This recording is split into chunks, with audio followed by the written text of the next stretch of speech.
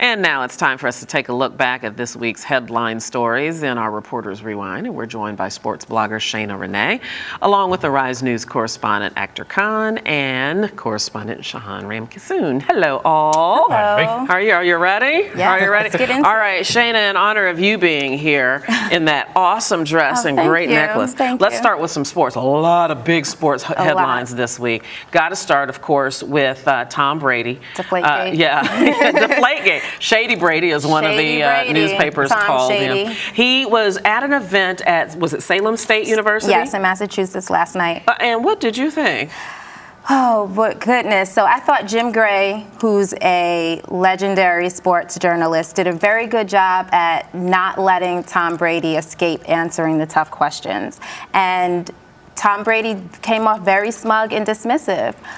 It was at a college campus, and there were a lot of college-age sports fans there who probably worship the Patriots. And he played that up. You know, he had this kind of call and response experience going on where Jim Gray would ask him a question, and then he would ask the crowd, well, what do you think? And then they would cheer for him, and then Jim Gray would say, well, I asked you your opinion. So he really didn't let Tom Brady off the hook, but still he didn't answer. He didn't own up to anything. When he was asked if he actually reviewed the Ted Wells report, he said no. It's only been out for 30 hours and it's over 200 pages and he hasn't had the time. Mm-hmm. So he seemed to be very glib to me. Yeah. I mean, there are several reports emerging in the past couple of minutes saying that he's expected to be suspended next week. But the thing for me, and I'm not a sports journalist, but to understand this story, I had to try and figure out how he didn't know that this ball was deflated. Right. You know, think about it this way. I go to CrossFit. There's no way. I know. Yeah, exactly. You know when your bars, your weights are not heavy enough. Right. You'll know. So listen, that's the question. Here's the thing. For those of us who do something for a living, we consider ourselves to be an expert at it. We're very particular. I use one pen and one pen only for every show. I freak out. I can't speak without this pen. He knows the details of his ball. I'm going to play devil's advocate. I'm going to say he's an all-American boy, made a mistake. We should move on. Simple as that. He knew what about do you mean it. made a mistake? He made a mistake. He knew about it.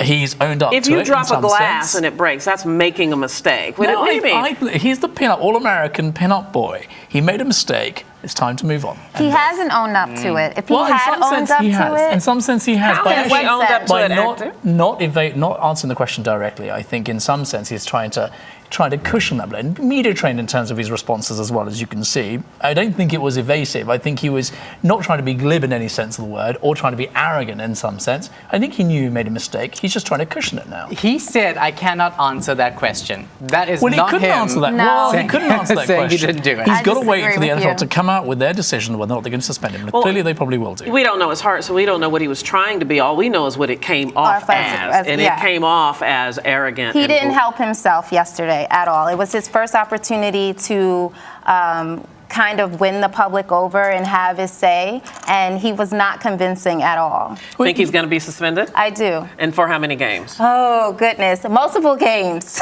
I don't expect now it you're to be being glib I don't expect it to be a full season, but I could see maybe 3 or 4 games. Yeah. I think as roundly people agree, think that Roger Goodell is under pressure to do something, so we can expect something. Let's move on. Lots of other sports headlines, and then we'll get to some other news as well.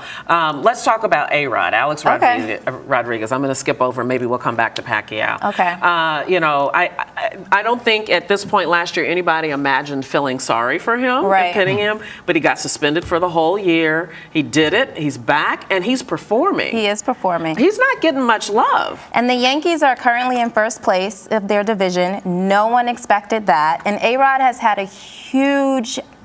played a huge role in that. Yesterday, a home run that he hit to pass Willie Mays on the all-time home run leaders list won the game for the Yankees. It was the game-winning home run.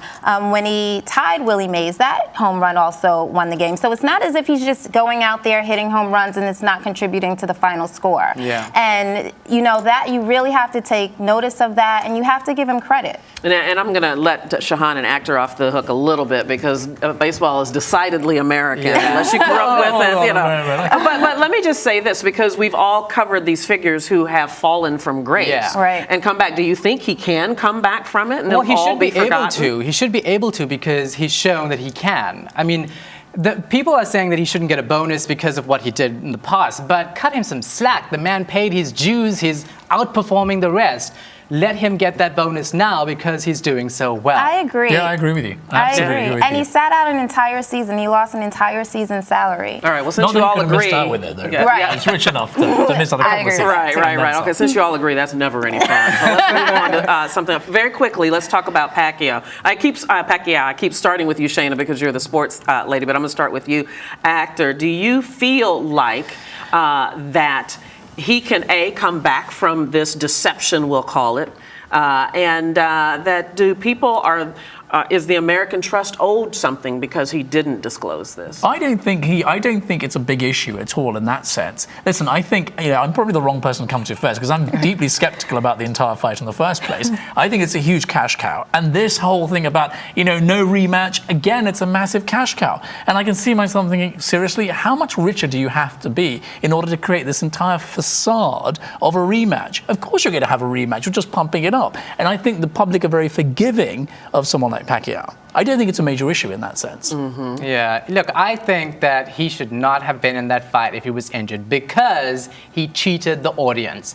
They expected him in there to be fighting. Yeah, but your interpretation of how he cheated the audience. audience, though, he would not have said he cheated the audience. He had a minor shoulder injury. He didn't think it was sufficient enough to actually In boxing, you have a minor shoulder injury. What's your main movement? But he still got in the ring. And he's an active puncher. Yeah, But he was Absolutely. supposed to disclose that. He was. The form that he filled out, he signed under the penalty of perjury, right? Basically, he did. And I mean, people shelled out $100 to see this fight. There are bars that paid thousands of dollars to offer the fight to fans. So, there was a trust that was breached between the fans and the fighters. And an hour or two before the fight, he asked for painkillers. So it was, and then he said later on that the shoulder injury was re-injured about the 4th round into the fight. So there's a lot of fuzzy math going on and a lot within of the people are story. In terms of an discontented. injury. Yeah, a How lot far of did you people get are back? discontented. Actually, I'm gonna pick on you tonight because you're sort of offering the I smoked marijuana, but I didn't inhale. I didn't know that. Hairs, man. All right, let's turn to some other news. We'll turn to I don't want to call it real news because all that other stuff is news too. Let's talk about the misconduct of law enforcement agencies across the country. Right. Of course, Shahan has been covering the Baltimore situation all week long, and now we hear about these, I keep wanting to call them tweets, but they're text messages in San Francisco. It's shocking, Shahan, isn't it? It is. It's a shame. It's a shame that you have people who are supposed to be protecting citizens but actively work towards actually injuring them. In that video that we saw earlier, there were police officers trying to push over a black man in a wheelchair. In a wheelchair. Who does that? It's a, it's a most Apparently, absurd San thing. Francisco police. Exactly. But the point is that something has to be done. We have these task force set up. We have investigations going on. What's being done about it? How are they changing their mindset? And here's the thing. Many people are outraged, as they should be, for the few bad actors. The vast majority of law enforcement officials are good, and we have to point that out and be fair about it. It's the ones that aren't that need to be identified. But here's what's interesting to me. If you ask a black person, they'll say, I've known it all along. And then if you ask someone who is a member of the dominant culture in this country, that's code for white folk, then, and there's a bit of surprise here. There's a bit of surprise. And that dichotomy is interesting, don't you think? I agree. I mean, from my personal experiences as a black woman, I've had my fair share of run-ins with the police, with police, not only in New York, but also down in Atlanta where I went to school. But there is this divide. It's a very divisive topic and issue within our country. But I think that, with all of the peaceful protesting that we've seen in Baltimore and in Ferguson, that it's bringing awareness. It's bringing much needed awareness. And it's happening way too frequently for people of the we're finding out about it, and that's really what's made the difference. Is because thanks to camera phones and the internet, we know about it. We unfortunately have to bring this great conversation to an end. Very good, Shana Renee. Thank you. Shahan Ramkisson. This was a pleasure. We'll see you again soon. Okay? Thank you. All right.